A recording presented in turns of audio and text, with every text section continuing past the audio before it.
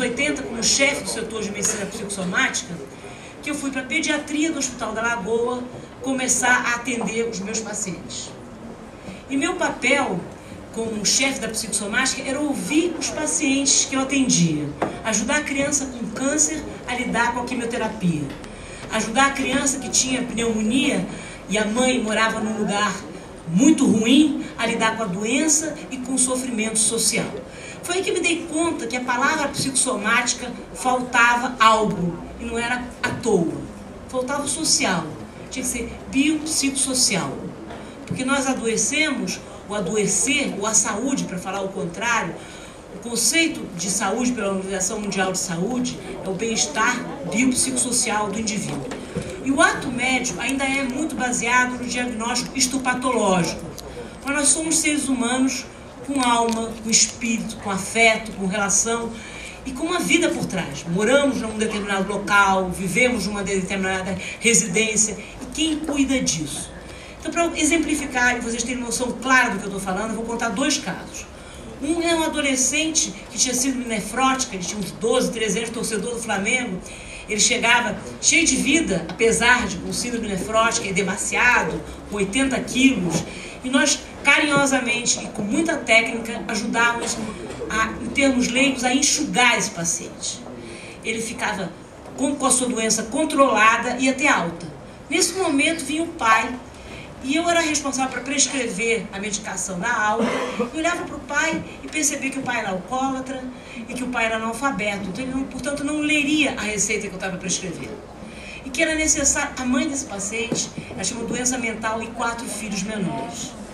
Era óbvio que todo ato médico que tinha saído o dinheiro sair do bolso de vocês, de nós todos, para custear esse tratamento, que era extremamente bem feito, de alguma forma esse paciente ia retornar. E retornou várias vezes até morrer. Quando esse paciente morreu, eu comecei a redimensionar o que significa ser médico, o que significa o ato médico. E aí vinha a Priscila, que era uma paciente com pneumonia, que se internava porque chovia dentro da casa dela, a mãe dela estava desempregada, ela tinha vários irmãos, e ela pouco dinheiro tinha para comprar antibiótico e continuar o tratamento em casa. Portanto, o ato médico não se completava, como não se completa, não só no Hospital da Lagoa, mas em vários outros hospitais. E eu me dei conta que se a gente queria realmente tratar o paciente do ponto de vista biopsicossocial, nós tínhamos que fazer um diagnóstico biopsicossocial e nós tínhamos que ter soluções que dessem conta dessa dimensão. Começamos a conceber uma outra organização que funcionasse fora dos muros do hospital para atender esse paciente como um todo. Não para substituir o Estado, mas sim para dar significado ao ato médico. Foi então que nós fomos com as cavalariças. Vocês olhem, o primeiro prédio, o mais antigo, eram ficados os cavalos da Besançonelagem, que era uma cantora de ópera, e esse prédio é perto de onde fica o Hospital da Lagoa, e encaminhavam os pacientes, quando o paciente é alta, para mim mesmo. E para mim mesmo era um armário com remédios, um armário com alguns medicamentos e nada mais. E nós, um grupo de 10, 15 voluntários. Mas nós tínhamos a certeza que nós queríamos transformar a vida daqueles pacientes. Porque as condições de vida daqueles pacientes eram a verdadeira causa das doenças. Não só no Brasil, como no mundo. Então, nós começamos a fazer um plano de ação familiar. Quer dizer, o que significa esse plano de ação familiar? Nós começamos a agregar centenas de voluntários ao longo do tempo, que começamos junto com várias instituições, entre elas a Choca e a McKinsey, que nos ajudaram a pensar como as famílias atingirem várias metas em várias áreas. E nós queríamos trabalhar em educação, em saúde, moradia, renda e cidadania. E as pessoas diziam: Vera, você enlouqueceu. Aliás, isso é comum em todos os empreendedores. Vera, você enlouqueceu. Isso é um programa de governo. Mas vai ser um governo da sociedade civil, feito pela sociedade civil. Nós queremos a sociedade civil tomando conta do caos que a saúde pública é. Porque por melhor que a gente usasse os recursos, eles não são suficientes para dar conta da vida de 6 bilhões de pessoas que vivem nesse planeta. Então, o plano de ação familiar nada mais é do que você acompanhar em diversas áreas. Por exemplo, a mãe quer fazer um curso de cabeleireira. Ela vai receber comida e remédio, porque ela vive abaixo da linha da pobreza, e ela precisa de comida e remédio, mas ela vai fazer um curso de cabeleireira, ela vai ser atendida por departamento jurídico, pelo departamento legal, pelo departamento psicológico, enfim, por todas as suas necessidades básicas. E ela vai ter que atingir metas. Eu falo ela porque chefes de famílias, em geral, 90% das nossas chefes de famílias são mulheres. Então, só para vocês terem uma ideia, a gente continuou e cada vez mais o universo conspira, né? Cada vez mais empresas nacionais e internacionais começaram a nos apoiar e pessoas de outros hospitais vieram fundar organizações semelhantes. Então, 23 organizações foram fundadas, perto de 23 hospitais públicos nesse país. E tinham vários nomes: Renascer, Reagir, Reviver, Recomeçar. Gente, espera aí, isso aí vai confundir nós todos. Vamos fundar a franquia Saúde Criança. E essa franquia vai ajudar a transformar milhares de vidas, não só aqui, mas fora do país. Bom, passados 20 anos, nós já atendemos mais de 40 mil pessoas. Como eu disse, foram criados 23 instituições, perto de 23 hospitais públicos no país. E mais do que isso, a metodologia do Saúde Criança virou política pública na cidade de Belo Horizonte. Como foi isso? Um dos nossos patrocinadores disse assim: mas isso aí é uma política de governo, isso tem que ser replicado e o governo tem que fazer para dar escala. Em Belo Horizonte, depois de 4 anos, muita luta dentro dos Centros de Referência de Assistência Social, nos CRAs, o plano de ação familiar é feito para estruturar a família.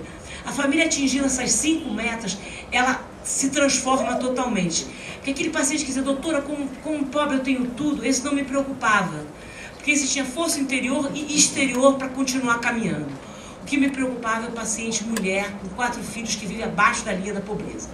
Bom, nesses 20 anos nós ganhamos diversos reconhecimentos nacionais e internacionais. E o mais importante reconhecimento foi a replicação do modelo. Porque nós não queremos substituir o Estado com o modelo de saúde criança. Nós queremos que cada hospital público nesse país e no mundo tenha um saúde criança, para complementar as ações que o Estado faz dentro dos hospitais. Porque o ato médico não se completa sem você entender o paciente do ponto de vista biopsicossocial. Bom, é muito interessante que centenas, legiões de voluntários, mais de 1000 voluntários nesse país que usam essa metodologia hoje em dia, eles costumam dizer: Vera, eu recebo muito mais do que eu doei. Então, qual é a moeda do voluntariado? A gente fala muito na sociedade materialista como a que a gente vive, a gente fala muito nos recursos financeiros, nós os incluídos, eles os excluídos. Num país em que o miserável não fala com o pobre, que não fala com classe média, que não fala com o rico, que não fala com o milionário, estamos todos excluídos, todos perdemos, porque o tecido social está esgaçado. Então a gente não pode dizer que nós somos um país de primeiro mundo tão na moda nos nossos dias, porque o nosso PIB é grande, porque nós exportamos automóveis, enquanto esse tecido social estiver esgarçado, enquanto o nosso coração estiver esgarçado. Porque não existe saúde sem justiça social. Saúde é inclusão social. Saúde é inclusão social dos ricos, porque os ricos estão de certa forma excluídos. Não adianta blindar carro. Acaba de blindar seu carro, dá esse dinheiro para as instituições sérias do Saúde Criança e se junte a gente Brasil afora. Eu me lembro que diziam: Vera, você enlouqueceu, pastor, tem que ter foco, você tem que construir casas, você tem que construir da educação, trabalhar em 5 áreas. Isso é um problema de governo. Esse é o governo da sociedade civil. Esse gap social, essa dificuldade tremenda que todos os palestrantes falaram hoje na área da saúde, ela não vai ser coberta enquanto governos, empresas e sociedade civil não trabalharem em conjunto para transformar esse país. E eu estou falando para cidadãos comuns, quer dizer, pessoas comuns, que aliás de comuns não tem nada, porque ninguém é comum, mas na verdade pessoas que não se sentem, provavelmente nessa plateia e alguns que estão nos ouvindo, que não são médicos. Na verdade, uma das missões do Saúde Criança é desmistificar o médico. Eu sou uma médica que quero tirar poder dos médicos. É importante que o médico tenha poder, sim. Tem atos que só o médico pode fazer. Mas o tratamento vai muito além do ato médico. Tratamento é olho no olho. Tratamento é relação. O ser humano é um ser relacional. Você se cura, e a fala de todos os palestrantes, nas relações humanas. Você se constrói enquanto indivíduo nas relações humanas. Você sabe quem você é nas relações humanas. Tem uma voluntária que diz assim: eu procurei a mim mesmo, não encontrei. Eu procurei a Deus, não encontrei. Eu procurei o próximo, encontrei os dois.